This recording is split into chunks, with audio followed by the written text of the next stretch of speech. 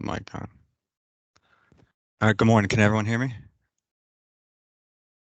Lima Charlie. Roger. Yes. We can hear you, Sergeant. Rocky. All right, sorry for the delays. We've had some major storms come through here and 2 power outages already. So if we get interrupted, we'll try to sign on as soon as the internet kicks back up and the power comes on. But I'd like to thank everyone for coming today. And first and foremost, I heard, I can't verify yet, if USARC G4 Chief of Maintenance Lieutenant Colonel Garcia, I'd like to special thank you for joining us today. Also, USARC G4 Senior Maintenance Logistics Warrant Officer Chief Toops, and USARC G4 Senior Maintenance Supervisor Master Sergeant Keelis on here. And then I believe Sergeant Major Apprecio is also on here. So I'd like to thank you and the fellow maintainers out there in the field for attending this workshop / lesson thing that we put on. We've had a lot of people in the field recently come up to us saying, hey, you know, we're having problems trying to get into your course here. There isn't enough quotas, but we also receive a lot of questions and feedback, which we try to support the field as much as possible. And one of those issues we've been running into is recoverables and turn-ins. So we figured that we'd go ahead and try to create a lesson to help the field and assist them since they aren't able to come to our course here. So if this is something beneficial, we'll try to continue doing this in the future with like maintenance plans, dispatches, and other things. But without further ado, I'm going to go ahead and kick this off. Where is next slide? All right, some administrative notes. If you please silence your microphones or put them on mute. This meeting is being recorded. The recording will end after the live demonstrations. So when we go into the Q&A portion, that portion will not be recorded. Please hold all comments until the end of the Q&A session, where you'll be able to go ahead and ask questions, and we'll go ahead and assist the field as much as possible. If you have any kind of concerns pertaining to a particular type thing, I have 3 other instructors here from the course that will be willing to assist and do one-on-one basis type thing. But to introduce myself here, I am Sergeant First Class Buchheit. I'm the Chief Instructor of the Maintenance Management course here at Fort Knox, Kentucky, the 83rd RTEC. And just also note that this meeting will end regardless if any Q&A still needs to be continued past 1200 hours. We'll just have to try to get with those other people at another time and try to schedule. Some of the references that we have here is the GCSS Army EU1 Plus, the end user manual. We're going to be utilizing some transaction codes for the WinGUI process that we have up here. And there's the My Business Workplace, the AIT transaction guides. And then at the bottom there, you can see reports and information guides. A lot of those are very helpful, especially we're not going to go too deep into this process here, but those guides will cover a lot of questions if you have any of them pertaining some of the stuff we talk about. We're going to try to keep it at like a basic 101 level here. And within those references right there, they are PDFs. So if you have the PowerPoint that we attached to this meeting here, you can click inside those and it will actually pull up those references. The agenda, we're going to spend the first 30 minutes today talking about terminology and the importance of the recoverable process.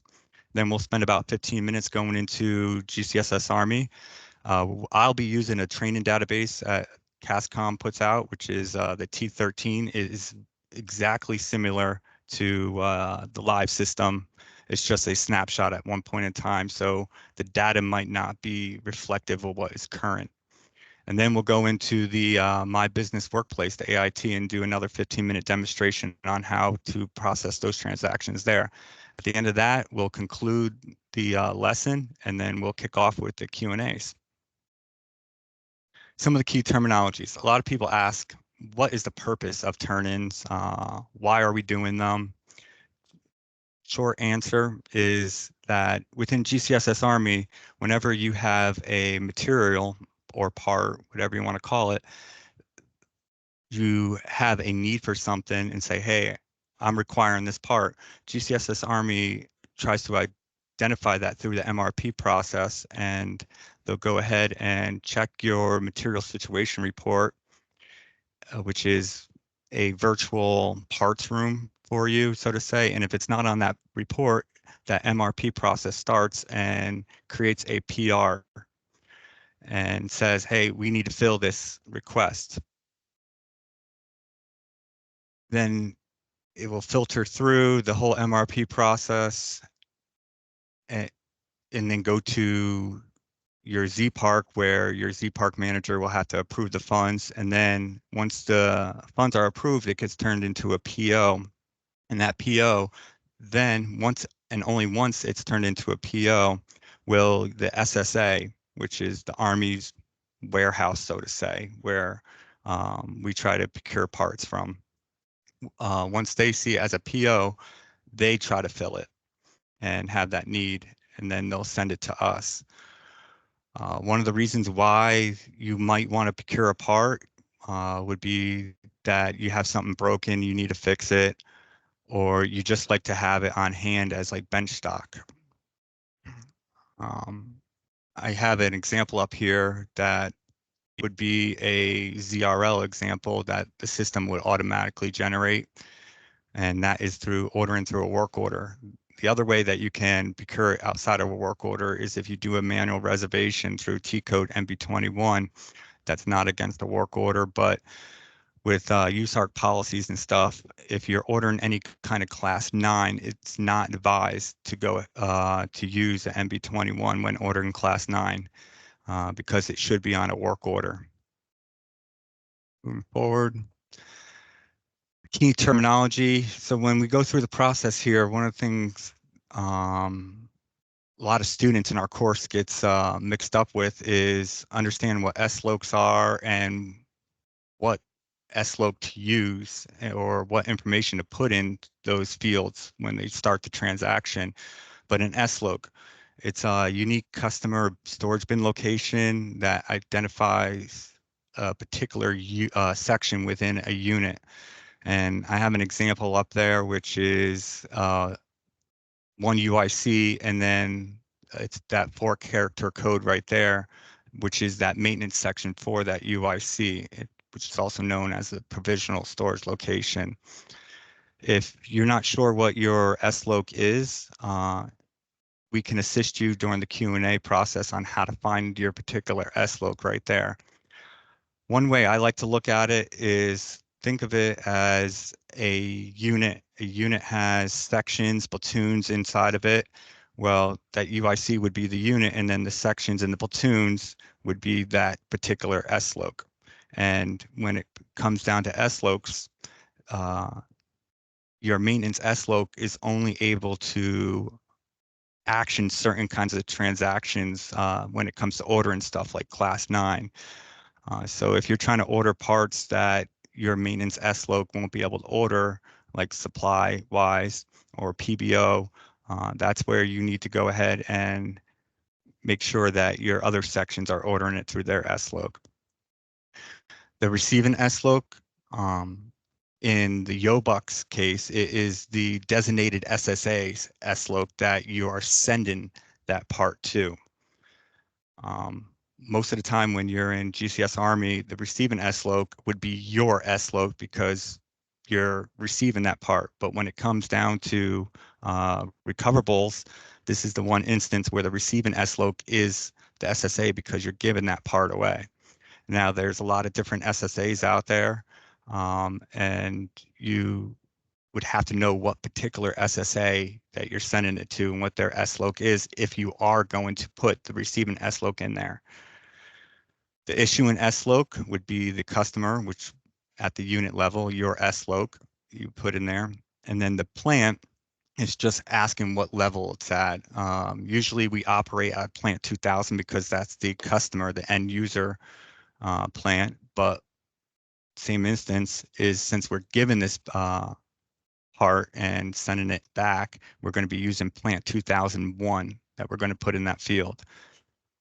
Then another thing would be a RIC, which is known as a routing identifier code. It's a 3-character alphanumeric code that uniquely identifies a unit or organization that requires the ability to route transactions or receive transactions. I kind of give an example just as a bank account. You have an account number, but then you also have a routing number, which deals with the financial aspect end of it. And then a DODAC. It's a 6-character alphanumeric code that uniquely identifies a unit's physical address. Basically, it is just an address to identify where a part is getting sent to or where it's getting sent from. When we talk about turning in materials with GCSS Army, active component differs in a slight manner compared to Reserve and National Guard. Most active components, they're located on a base or installation where they typically have an SSA located. Most Reserve units, National Guard units, they're not located on a base that has a SSA available. So what most Reserve and National Guard units use is a virtual SSA. And then that virtual SSA would be your RIC manager within your command level that would process those for you, acting as the SSA when it comes down to using those transactions in GCSS Army. But one thing I want to key on here is that the active component, once they process the recoverable return inside GCSS Army, their follow-on action is they take that 1348, the MRO that they got after they processed it, and they physically walk or drive or hand that 1348 with that part in at the SSA, and it gets signed off right there. Since us Reserve or National Guard units, we don't really have that ability to do that. That is why that RIC manager acts as the SSA saying, hey, we received it, but we still have to go ahead and complete another process of physically turning that material in. And that is where we would go ahead and take that 1348, a digital PDF version of it, and we email it to our RIC manager where they process it on their end. And then they would end up sending it back to us with their stamp on it saying that they process it on their end. And one of the key things to look at is the DODAC that it's getting sent to, or which SSA in the location, because you would have to use that to go into a program called FAST and create a request to have a commercial carrier come and pick it up and ship it to that particular SSA. When it comes down to turning in recoverable items, there is a couple different types of recoverables. We mostly use 2. There's other ones, but the 2 main ones that we use on the maintenance side of the house would be a ZRL and a ZXS. The ZRL is a system automatic generated return. That is the ones that if you ordered something against a work order or MB21, the system automatically generates that. And within a work order, a way you can tell that if it created a turn-in is that you would see that same material number on that component or on the work order with a negative next to it. And more than likely, there'll be another column that you would see that is a batch, and that batch would be a F. And when I start talking about batch codes, it's good that you understand what batch codes mean what, because then you can kind of understand what type of turn-in you're doing in, or is that material that's in your mat sit available for turn-in because of that batch codes identifies the status of that particular material that you have on hand. Now, a batch A would be serviceable, fully functional FMC. If you have a batch code F, that means it is unserviceable but repairable, and you can send it in. Another one that you sometimes see would be a batch Q, which would be a defect on that material, which should be sent in. Then sometimes right alongside of that batch code, you might see 9 zeros at the end of it. Or a lot of people tell you, hey, go ahead and put 9 zeros at the end of it if you're having issues going ahead and processing it. Well, the 9 zeros represent a shelf life. Uh, and all that is saying that it's an expiration date for GCSS Army to identify that that part expires or has an expiration date. The other type besides the ZRL is the ZXS, is an excess turn-in. Now that is not automatically generated by the system. That means someone physically went into the system and created an excess turn-in. Now, in order for them to create that excess turn-in, that material has to be in the mat sit for that unit's S-log that they have. You can't turn something in that you don't have in there. And it has to be the same batch that you're trying to turn in. All right, moving on. Why would you create in ZXS? Some people ask.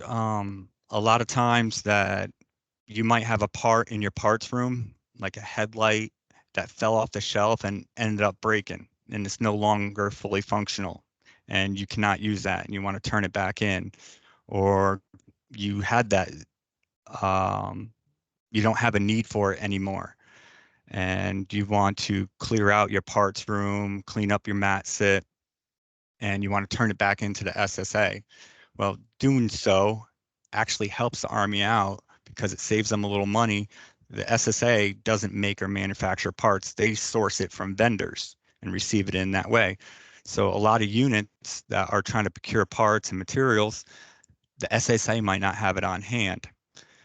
With you turning in those materials, you're actually putting it back into that supply system, saving the Army time and money, and they're able to get that back out to the field where customers and other units might need those parts.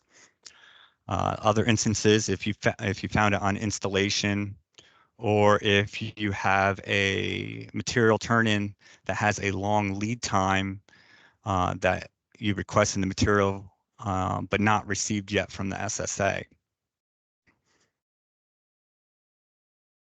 Moving on. Some of the reports that you can pull inside GCSS Army is your overage report. Next to that, you see that it says in parentheses ZOAREP. That is the transaction code that you would use to pull up your overage report. That's where you can see what materials that you have to turn in that's been identified, what's the status on them, where they are, a lot more information of how many days they've been sitting on the report, how much credit is being turned back into the commands if the commands are getting credit, because some recoverables, those commands might receive credit back for. That would be just like you go into an AutoZone or something and you're buying a starter and you pay like $100 for it, and that AutoZone says, hey, if you return the old starter, we'll give you $10 back. Well, of course you want your $10 back. The same thing with your commands. They want that money back because they could use that money to fund other parts that is needed.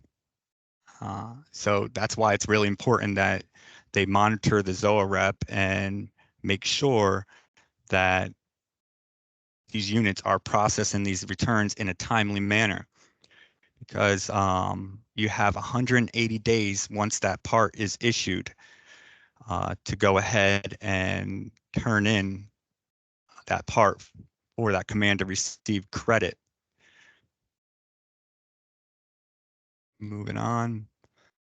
Right here, this is the basic steps for processing recoverables. I'll go over it when we do the live portion demonstration of it, but when you're inside WinGUI, steps 1 and 2 is the steps that the user, the ERPS clerk, whoever is processing it, those are the steps they take to go ahead and process it.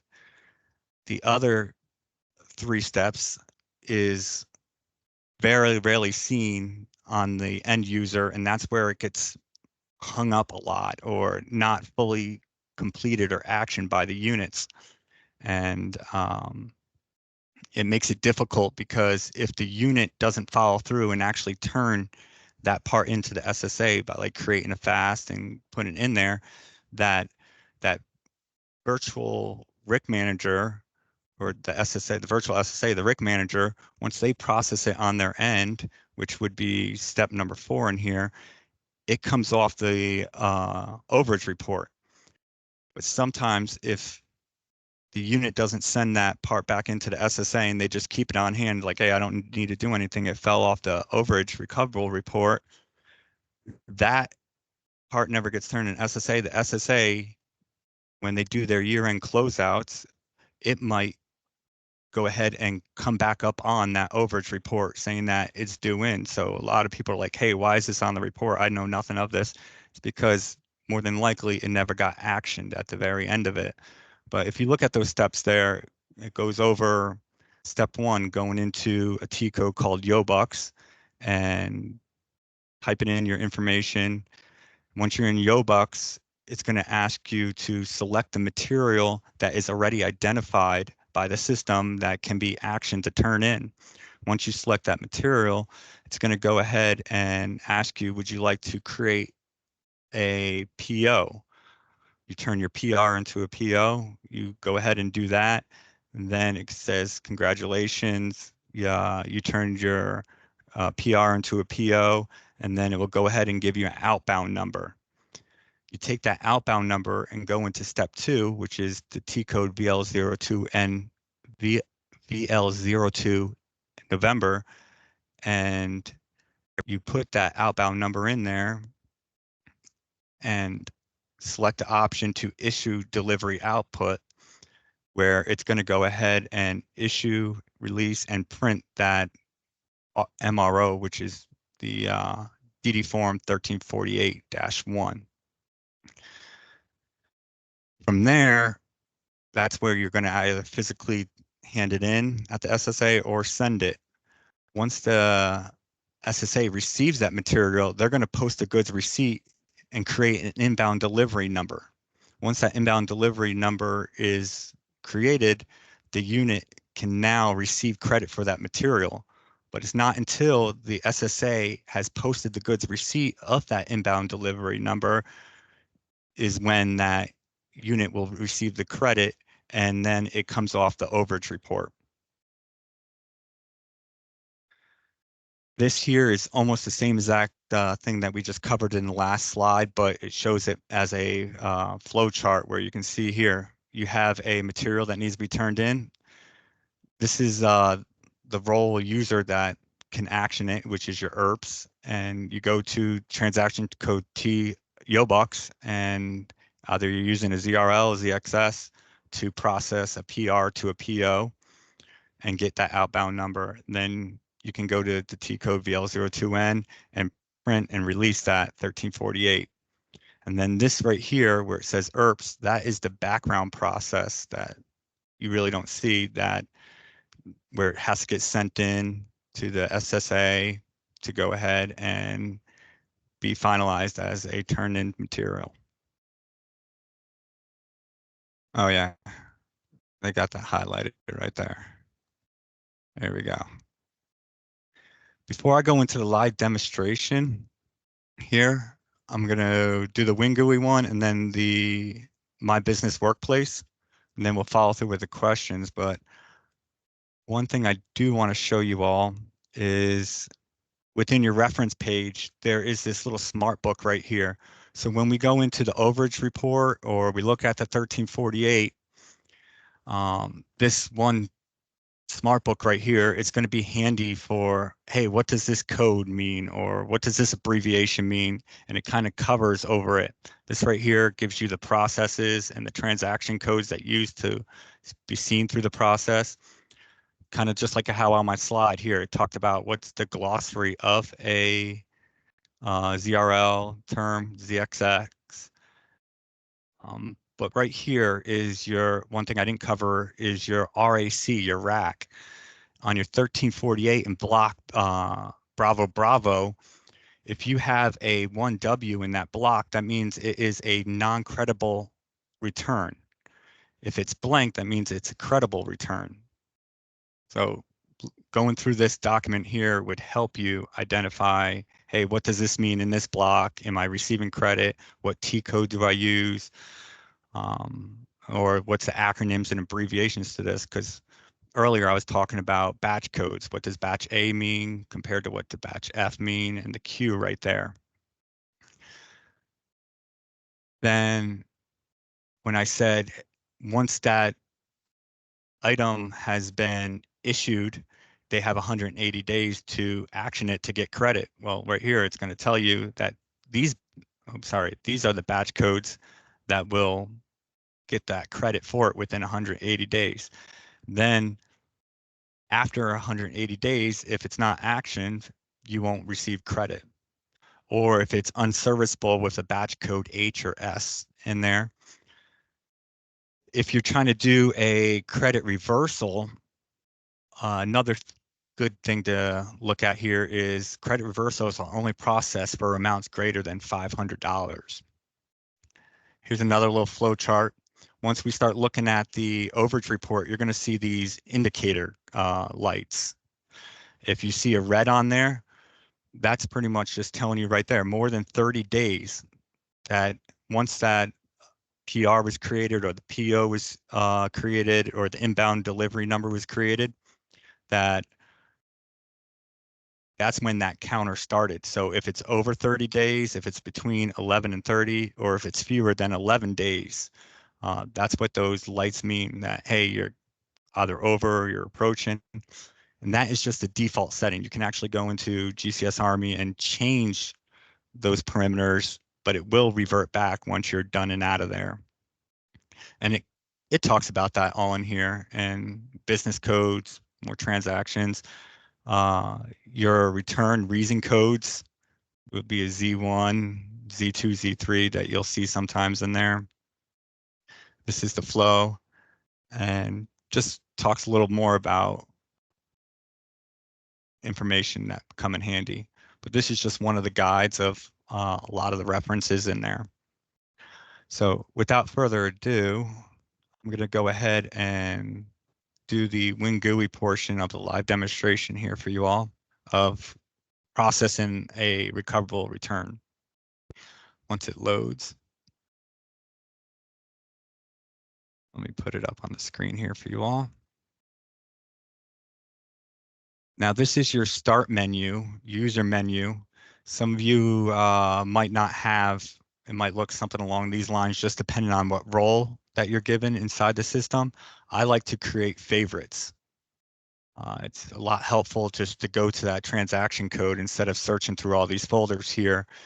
Or you can come up over here to the section on the top, which is your navigation toolbar. And that's where you're going to manually type in transaction codes, and it will act as a shortcut, bringing you right to that transaction code that you need. If you don't see it on there and it looks like this, you're going to have to hit that little caret up there and expand it and allow you to go in there. But within the process, the first T code that we talked about was Yobucks that we're going to go into. You're going to go ahead and type that T code in there and hit enter on your keyboard, and it's going to bring up that screen right here where will automatically put that 2001 in there as a default for the plant, which says the SSA here. Within the transaction guide, it's going to tell you to go ahead and put the receiving SSA SLOC in there. I'm going to tell you just to leave it blank and let your RIC manager go ahead and identify where that part's going to go to. And when they send that 1348 back to you, it's going to have the SSA in there that you're going to send it to. But if you leave it blank here, depending on what material you select within the next screen, it would default to that material's information on it for it.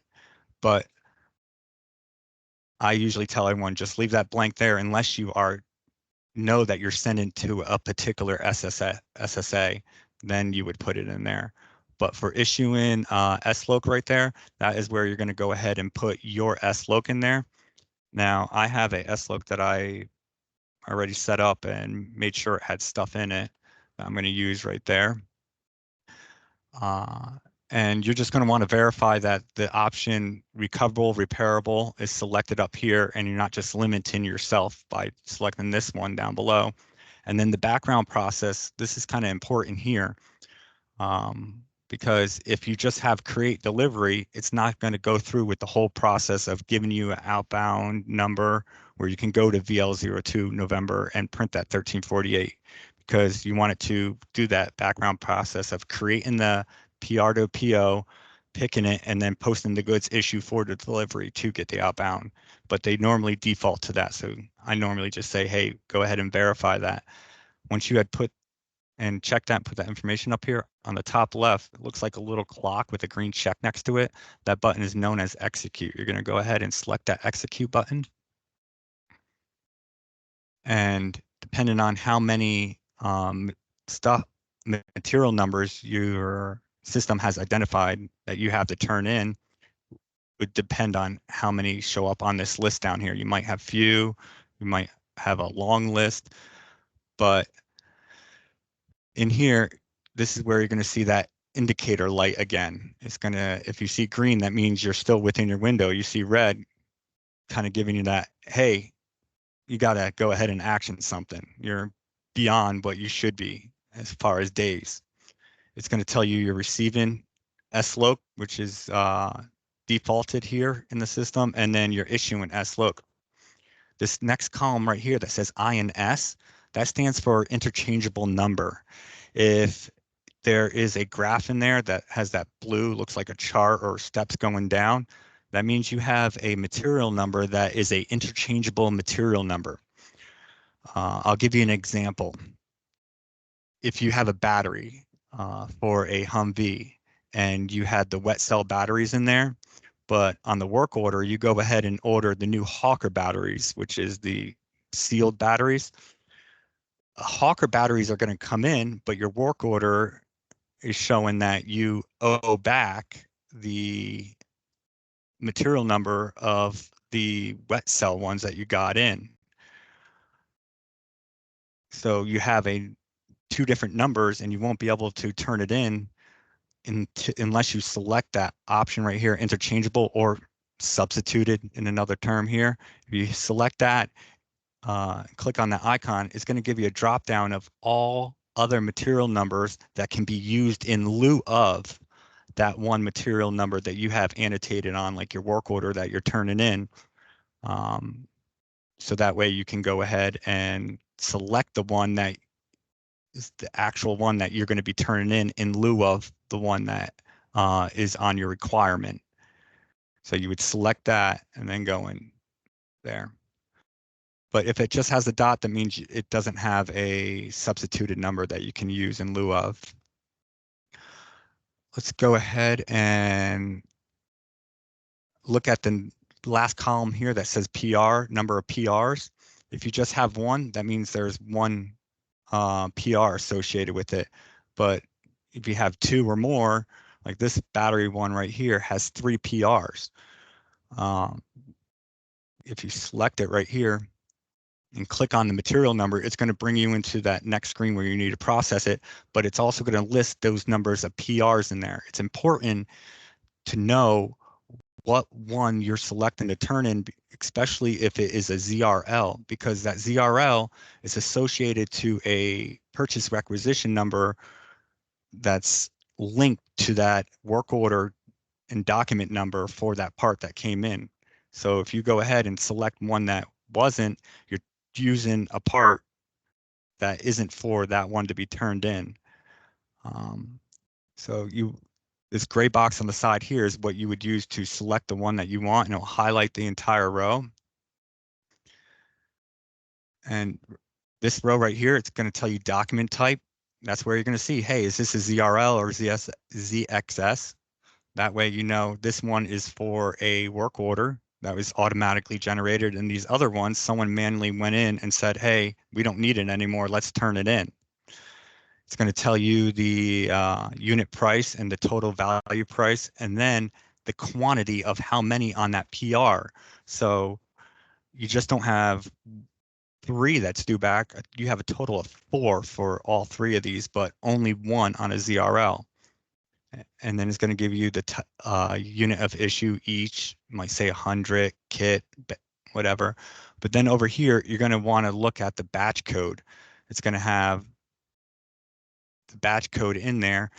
This exact batch code right here, you want to make sure reflects that batch code that is in your MATSIT, because if that batch code that's in your MATSIT isn't identical to this one, it's not going to know that you have that exact part in there, and it's going to say, hey, it's going to give you that like Z issue warning that you don't have that part. Do you want to process through Z issue? Because it's looking in your MATSIT saying, hey, okay, is it in there or not?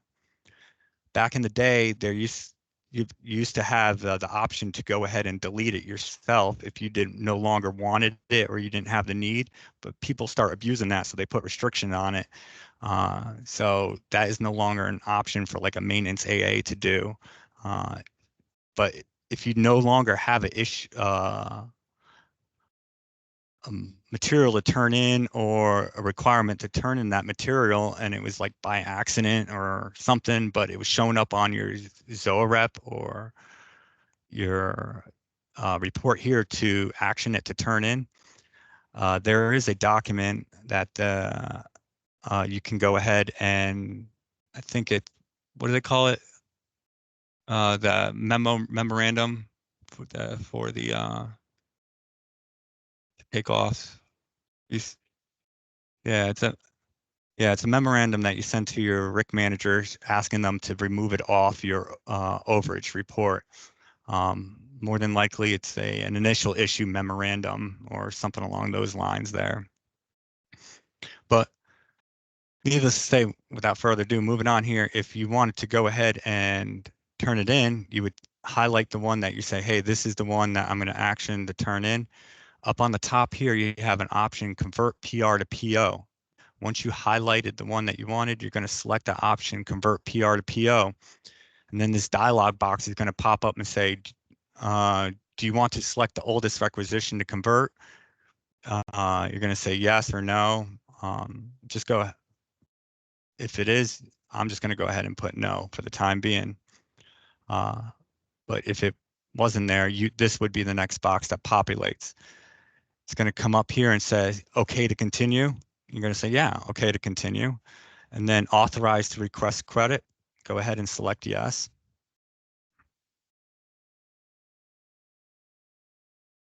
It might take a second to load. And then this dialog box is going to come up and say your PR was successfully updated and a PO was created from that PR. And then from that PO, an outbound delivery number was created. And with that outbound delivery number, that post goods issue was successful for that outbound number. And I think within a couple months ago, this is a recent update where it has the option to print an MRO right from this screen here without going to VL02N, where you can just select this. It won't work in the training database for me right here because the MRP process doesn't go through. But if you do select this option here, there's been some issues out in the field that I've been hearing that once people get that 1348, they send it to the SSA or their RIC manager, and they receive it back and say, hey, we want one that has your DOD ID number that says processed by on the bottom of that 1348. Because if you select here and it didn't fully finish doing that entire process, it's going to say in process on the bottom where your name and DOD ID number should be. So for sake of this class here, just go ahead and hit that enter, that green check button, and then it clears that one off the screen there. From here, if we follow that step-by-step process, the next transaction code we're going to want to go to is VL02 November. Now, you can't just manually type in VL02 November in this transaction T code box here. It'll give you an error message. The only time you can just put the T code itself is if you're at that main menu, that start menu. But there is a workaround to that. If you put /November before the transaction code, it will allow you to go to that next T code from within this window.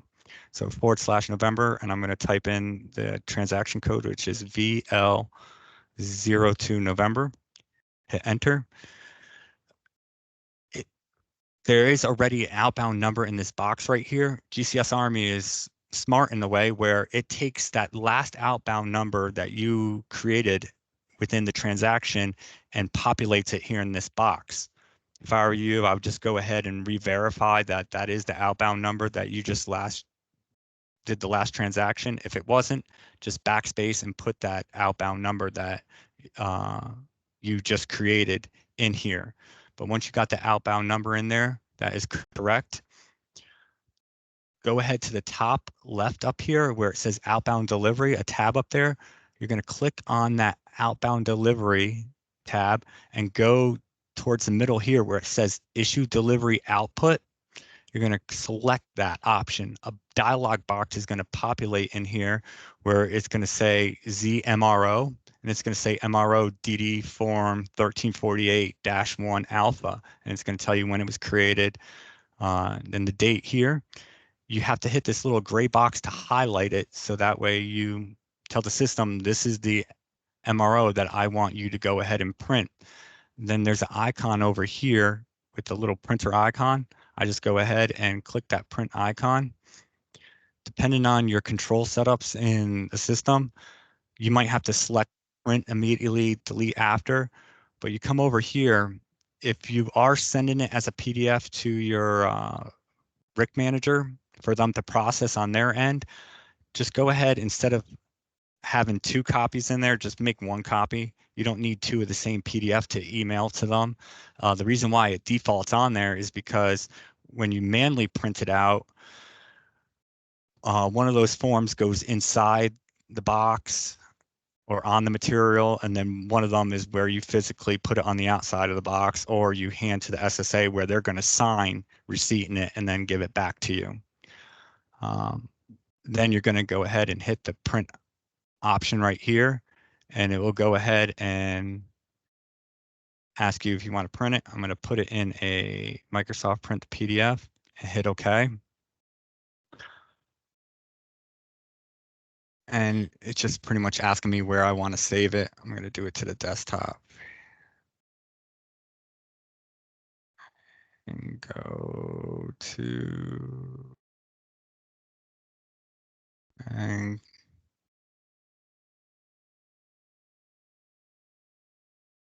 just going to label that. Then I'm going to show you here what that 1348 looks like. Whoa, sorry for the busy desktop.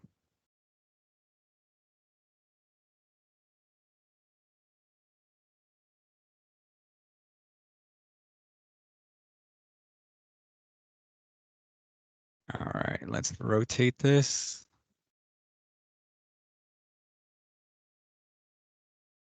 Where?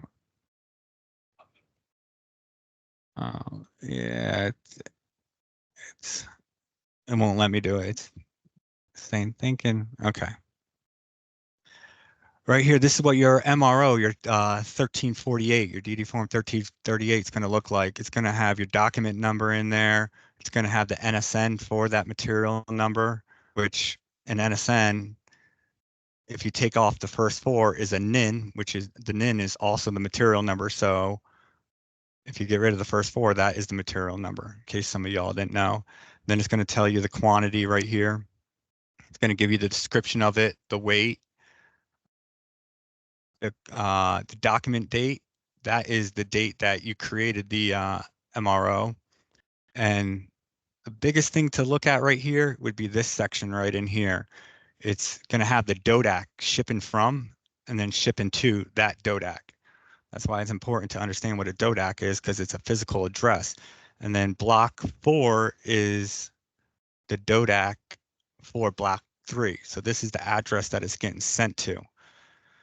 Then if you scroll down to the bottom, this is where I was talking about earlier. If you sometimes just selected that print option within Yobux from that new update, it's going to just say in the corner there, in process. What they are looking for is, since this is a training database, it's not going to have my name, it's hiding my information, but it's going to have the person's DoD ID number and it's going to have their name there. Once you send this to your RIC manager might change the SSA that it's reporting to. So just double check to make sure it's the same before you go ahead and initiate that fast, that is the same SSA that it's going to, and ensure that their information instead of yours now is on the bottom here by its process, because then you know that they processed it on their end. Other than that, this is pretty much what your 1348 is going to look like. Let me close out of there. Nope. And I'm going to take you into the My Business Workplace, the AIT version. Now, when you try to log in through GCS Army Live site, since we're in the training database, it's going to look different in here. You're going to go to where it says like BI Launchpad or something along those lines. But since I'm in the training database, this is what it looks like here. I got to log back in. 3807409. How am I looking on time? Close to it. Good. Yep. Right on cue. But if you do have access to it, if you don't have access to it, you're not going to see this next screen coming up where you accept it and log in. Once you hit accept, a list of whatever SLOCs that you have access to will populate, because then it's going to say, hey, what SLOC are you using? Because you can have multiple SLOCs that you have access to that you want to action for. And I'm just going to go ahead and choose the one that we did earlier. But if you don't have access to this on that reference guide on the PowerPoint in the beginning of the class here, there is 2 documents. Talks about going to ZAIT and granting access to be able to come in here. And then you would have to be a maintenance AA to do that with rights to that SLOC in order to grant someone access. But in here, these would be the tiles and the view, what it looks like. You're going to want to come over to the area over here that says turn in, select turn in.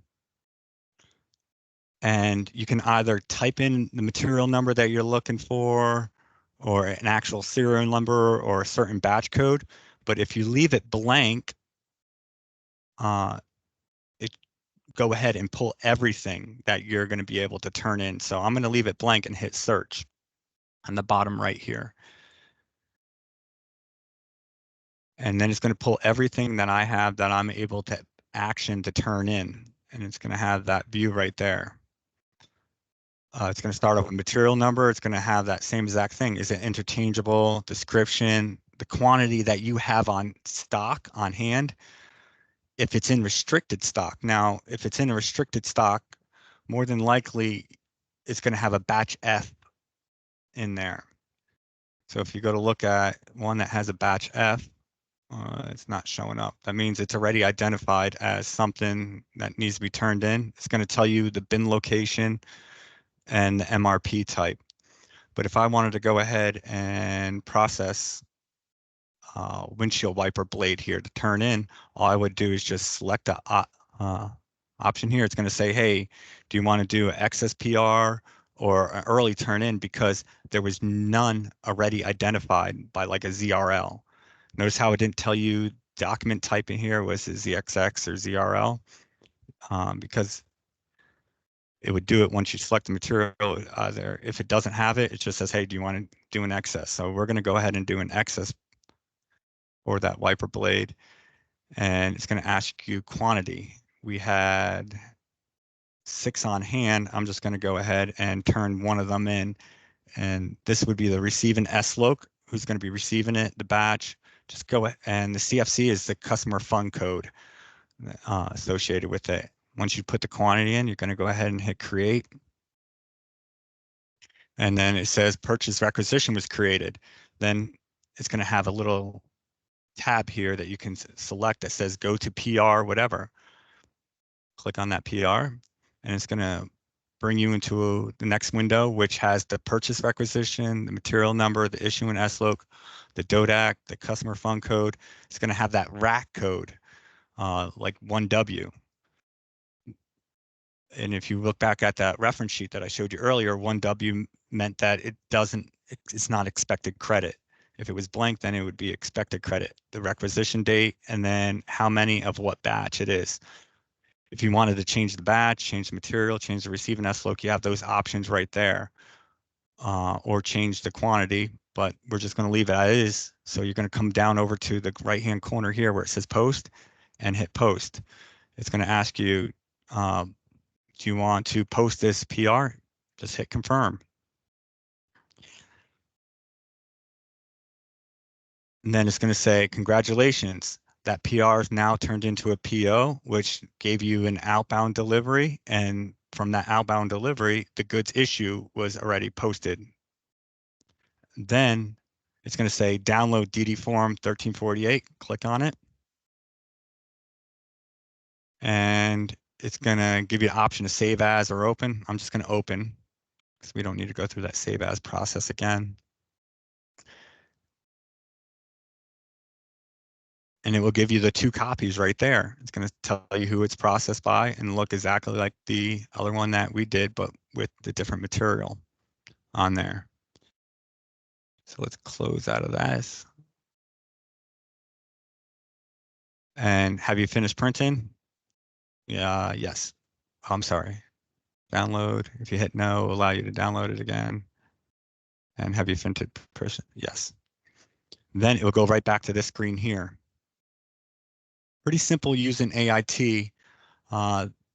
There is some people that run into errors when they do it this way, that it might time out on them or stop and doesn't go through the entire process and give them that 1348 or post the goods issue from the outbound number.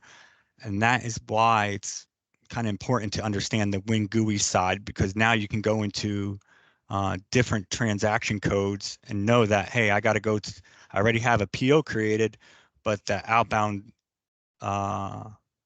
number was never posted goods issue. So now I have to make sure I post a goods issue.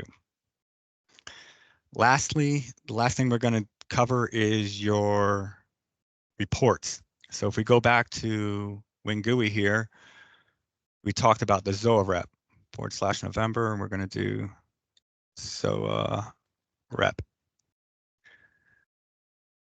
From here, it's going to ask you the return in SLOC. That's where you're going to put your SLOC. I'm going to use the same SLOC that I used just a minute ago.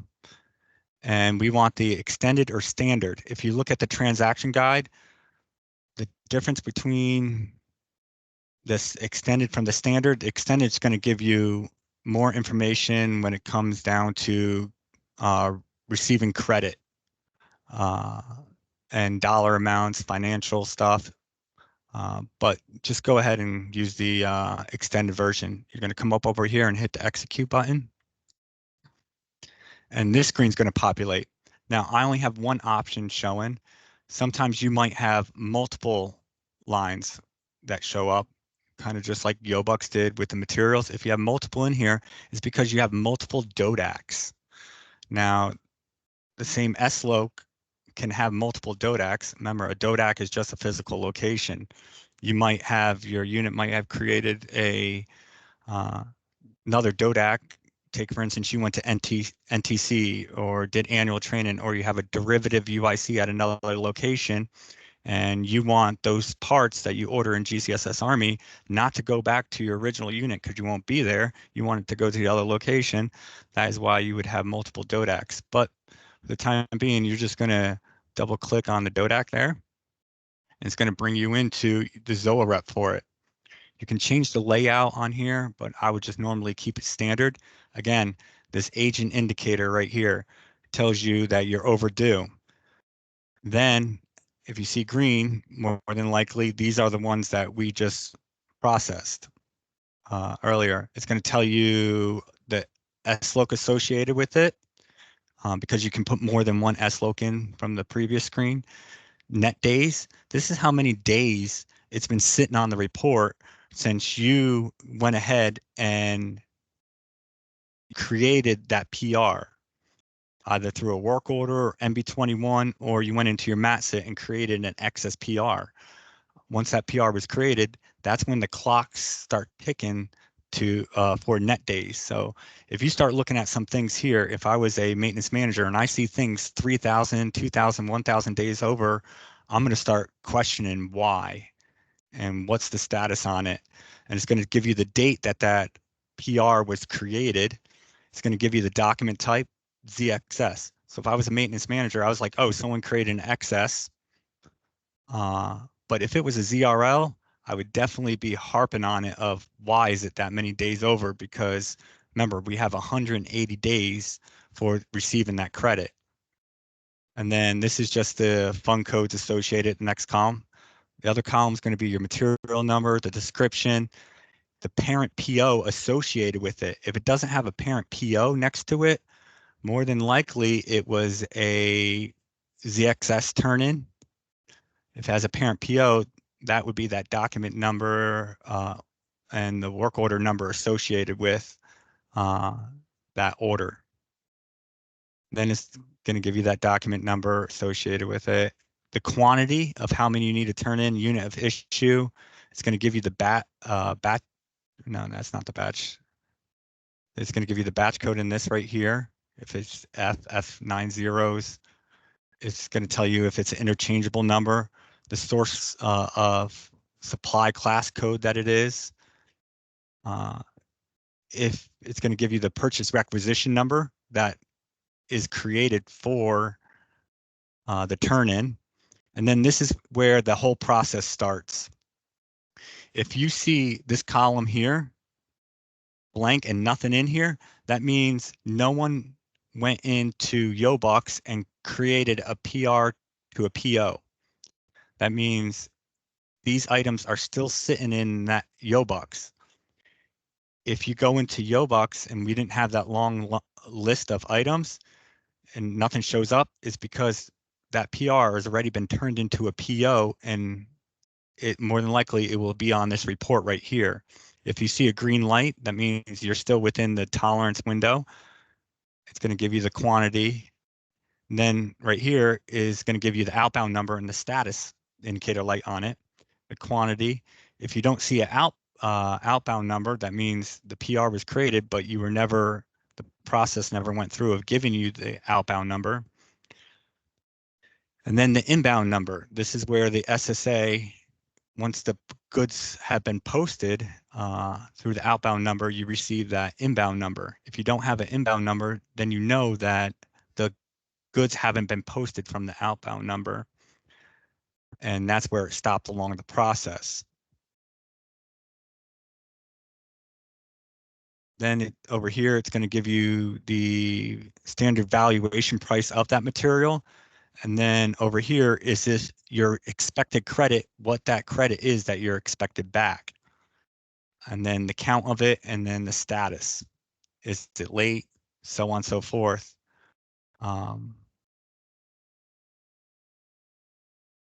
So it's a good tool to look at, to use, to go into and do some research on, saying, hey, I can't turn this part in, but a PO was already created. Why can't I print out the 1348? You can come here and say, I can't print it out because there is no inbound. The goods haven't been issued to it yet. Or you can come over here and say, hey, let's see what's the status on these parts. Why are they still on here? How many days they're overdue? So on and so forth. So I'm pretty much going to leave it at that. And I think we're there at time right now. I think I just went 1 minute over. So we're going to stop the recording. Is that Newberry? you're able to do that. And this concludes the lesson in the class here.